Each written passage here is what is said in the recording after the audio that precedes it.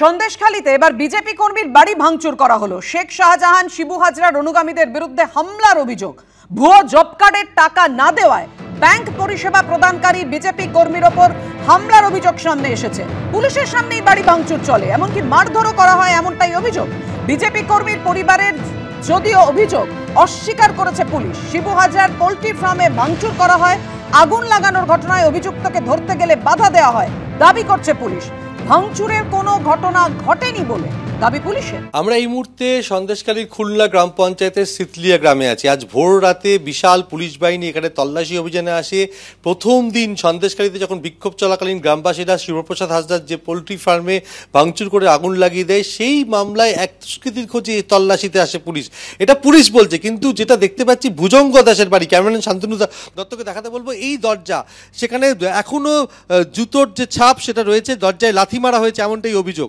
তার পাশাপাশি জানলা ভাঙচুর করা হয়েছে এবং যেটা বাড়ির বাসিন্দাদের অভিযোগ যে পুলিশের পক্ষ থেকে ভাঙচুর করা হয়েছে, গালিগালাজ করা হয়েছে। ভুজঙ্গ দাসের স্ত্রী এখনও আতঙ্কিত হয়ে রয়েছেন। বাড়ি গোটা ঘর লণ্ডভণ্ড, এবং একবার ঘরের ভেতরে আসার কথা বলবো শান্তনুকে, যে ভেতরের ছবিটা দেখানোর জন্য, যে ঘর পুরো লণ্ডভণ্ড, বাড়িতে ভাঙচুর চালানো হয়েছে, ঘরের জিনিসপত্র ওলটপালট করা হয়েছে।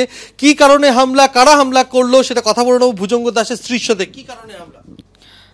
আমার বর সিএসপি চালায়, ব্যাংক মানে স্টেট ব্যাংক সিএসপি চালায়। ও হচ্ছে আর কি দুষ্কৃতীদের যে টাকার মানে যে জব কার্ডের যেসব টাকা, মানে বেআইনি যেসব টাকা, মানে পাবলিকের যেসব টাকাগুলো ওর থেকে আর কি মানে ওরা আর কি দুর্নীতি করে নিতে চায় আর কি।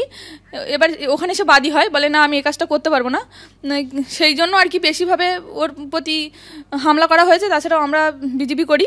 কারা এরা? পুলিশ থাকাকালীনই দুষ্কৃতীরা এসব করেছে। পুলিশ সাথে নিয়ে এসেছিল।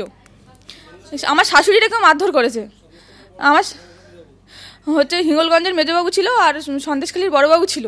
এখানকার নেতা তো শিবপ্রসাদ হাজরা, এরা কি শিবপ্রসাদ হাজরার লোক? অবশ্যই অবশ্যই শিবু প্রসাদ বা সত্যজিৎ সান্যাল এরাই পাঠিয়েছে, শফিকুল গাজী এরাই পাঠিয়েছে, বাপি দাস এরাই পাঠিয়েছে। আমার উপরে হামলা একদম বিরোধী দলটা করি, বিজেপিটা করি, ছোটোবেলা থেকে বরাবরই বিশ্বাসী ভারতীয় জনতা পার্টি। কিন্তু সমস্যাটা একটা জায়গায় হয়েছে, আমাকে দিয়ে দুর্নীতি করিয়ে নিতে চায় ওরা। ওই জোড়াফুলের লোকজন, ওই সত্যজিৎ সান্যাল, ওই শিবু হাজরার লোকজন, ওই এই জব কার্ডের, এই সাধারণ মানুষের টাকা জব কার্ডের আঙুলের ছাপ দিয়ে নিতে হবে, নিয়ে ওই টাকা তুলে দিতে হবে, মানুষকে সই করিয়ে নেব আমি, দায়বদ্ধতা আমাকে দিতে হবে, আর টাকা ওদেরকে দিতে হবে। 19 সাল থেকে এই পেশারটা চলছে।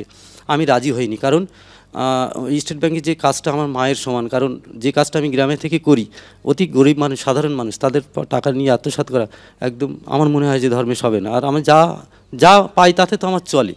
সন্দেশখালীতে মহিলাদের উপরে অত্যাচারের অভিযোগ নিয়ে নবান্নকে দ্রুত পদক্ষেপ করতে নির্দেশ দিয়েছেন রাজ্যপাল সিভি আনন্দ বোস।